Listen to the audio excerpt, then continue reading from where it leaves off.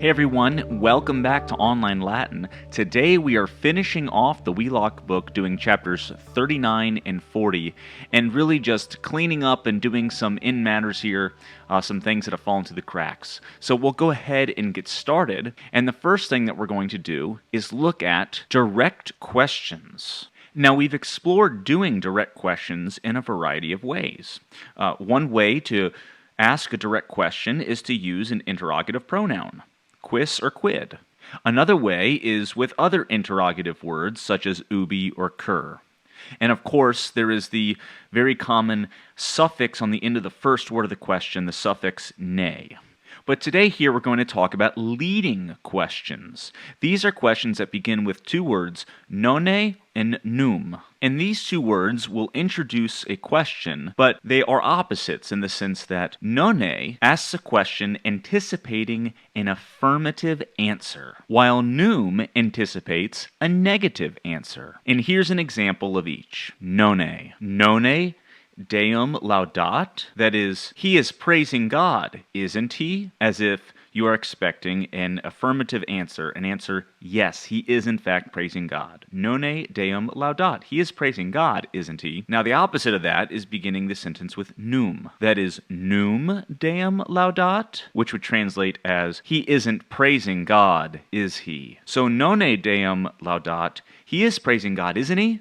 Yes, you're expecting, yes, he is. Num Deum laudat, he isn't praising God, is he? That is, no, he's not. So those are two direct questions. They mean very different things. They are leading questions in that they are expecting a very particular answer. Okay, let's go ahead and move on to something called fear clauses. Fear clauses are subjunctive jussive clauses. Remember, we've dealt with these in the past. They are the subjunctive third person, maybe even first person command here, but it's just in the subjunctive mood. So there's this subjunctive jussive clause, and originally this was an independent clause. But because of the way that the language transformed and the way that these clauses were used from independent clauses, as you would expect the jussive subjunctive clause to be, toward dependent clauses, the meaning has actually changed. In fact, the meaning of one of these fear clauses is the opposite of what you would think it is when it's preceded by a word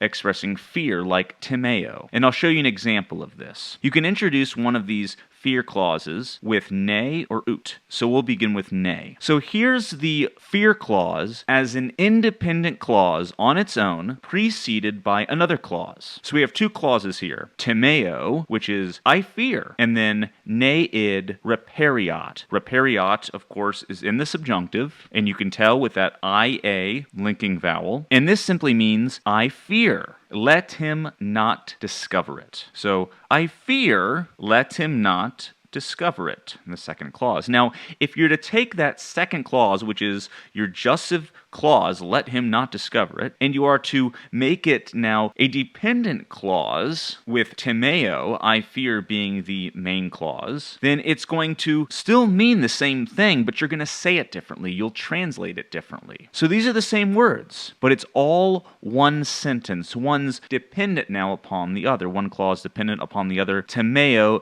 ne id reperiat. So whereas this first sentence, you would translate it as, I fear, let him not discover it. This second sentence, you would say, I fear that he will discover it. You see how they really do mean the same thing, but now they are being joined together into one sentence. So again, I fear, let him not discover it, and then the second line is, I fear that he will discover it. But that second line is important because you see the ne and you think that the clause, the jussive, the subjunctive here is going to be negated, but it's not. And that's kind of the point here. It looks the opposite of what it really means, which is why you have to learn this and why you have to be aware of this. Let's begin it with ut now. We have timeo again, and we'll use the same command really, just with ut here. So this first line now says for ut, timeo ut id reperiat. That is, I fear, let him discover it. With the implication then that my fear is that he won't discover it. So when I put them together into one sentence,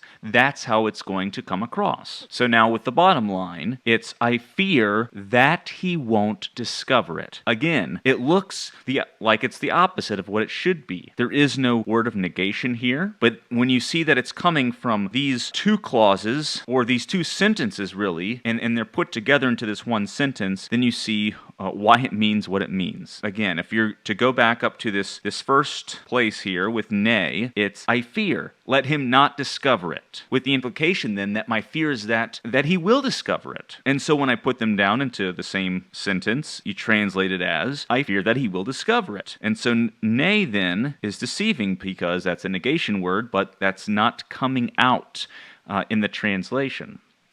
Again, going to this line here, temeo ut id reperiat, I fear, let him discover it, with the implication then that the whole fear is that he won't discover it, and that comes out again, temeo ut id reperiat, I fear that he won't discover it. So this is something that you should practice to be aware of, and just know that, again, with Latin, the clauses, it's so clause-based that the clauses are often greater than the sum of their parts. Okay, we'll go ahead and move on now. Now these are some more uses of the genitive and the ablative here. This is the genitive and the ablative of description.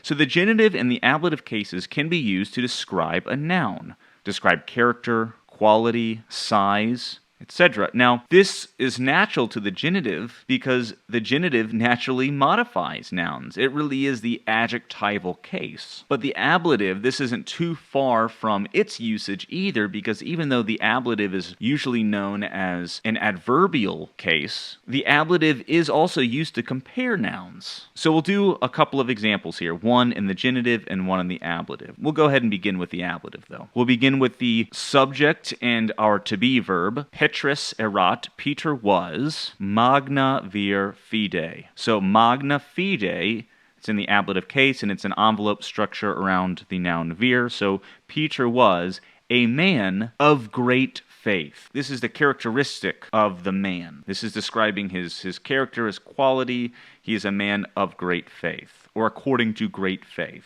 And that would be in the ablative here. And you can see the ablative endings. The genitive example then, we still have Petrus erat, Peter was, but here boni vir voluntatis. And so boni and voluntatis are now in the genitive, and it's an envelope structure around vir again. And so Peter was a man of good will. So both of them showing characteristic. Both of them describing the noun, vir. All right, we'll go ahead and move on to our last concept today, and we're going to be talking about the gerund. Now, the gerund is one of these forms that tends to give people problems, and I think it's because sometimes we overcomplicate it. The gerund form is really just a future passive participle. You take the second principal part, you add nd as an infix, and then you have your first and second declension endings. Now again, that's how you create the future passive participle, and another name for the future passive participle is called the gerundive.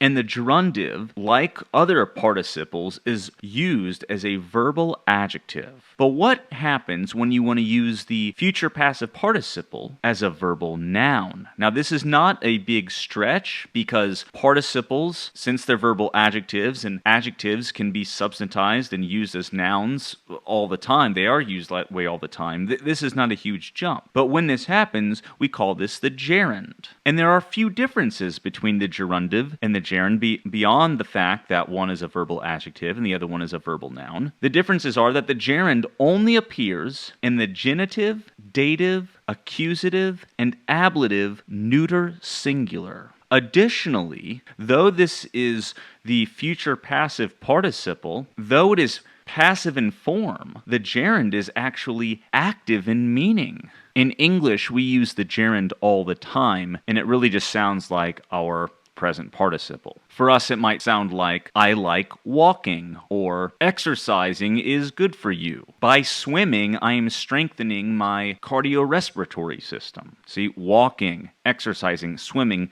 these are all the gerund of verbal noun. So let's look at some forms. We'll use the verb laudo, laudare, laudandi, and this means of praising. The dative, laudando.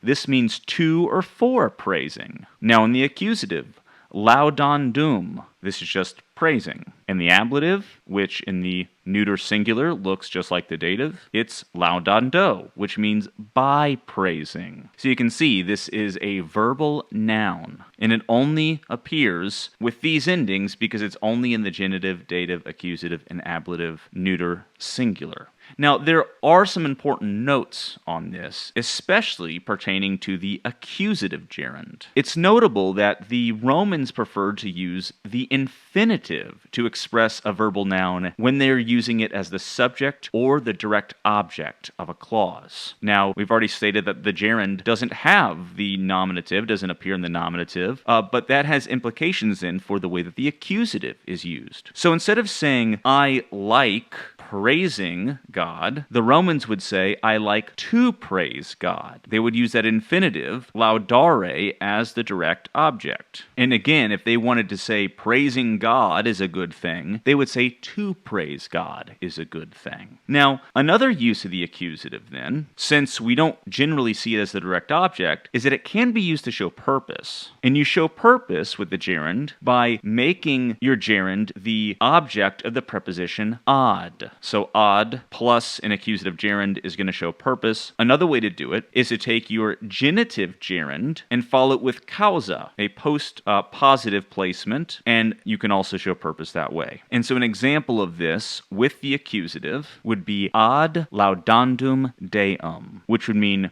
for the purpose of praising God. Now, there is some interplay between the gerund and the gerundive, usage-wise. If the gerund is taking an accusative direct object, the Romans preferred to use the gerundive as a passive adjective for that direct object, noun, rather than creating a phrase with the gerund, which is an active voice verbal noun.